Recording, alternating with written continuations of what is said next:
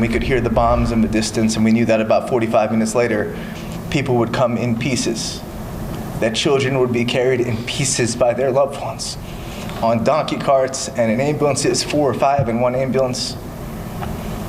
There was a young woman who got laid up right next to the young boy I was treating.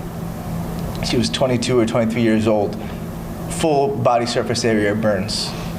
And she was unable to speak because she likely had inhalational injury, because the same burns that burned her skin likely burned her airway. And a woman screamed from outside the door, ahamed, she's pregnant.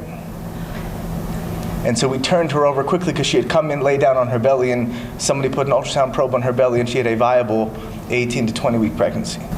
But when we did our secondary survey and tried to understand what other injuries she had a shattered tib fib from an explosive injury. She had burns that covered over 70% of her surface area, which is a death sentence in an environment where you can't find gauze and there isn't clean water and there aren't antibiotics. We all knew what this meant on the ground in the trauma bay the first minutes we met her. She was gonna die there, and her baby would die there. And there was nothing we were gonna be able to do about it because the Israeli government and the IDF had made it impossible to care for people to the extent which they deserve. Every human being deserves the right to medical aid in that situation. She was no fighter. She was a pregnant woman who was sitting in her home when a bomb dropped on her head.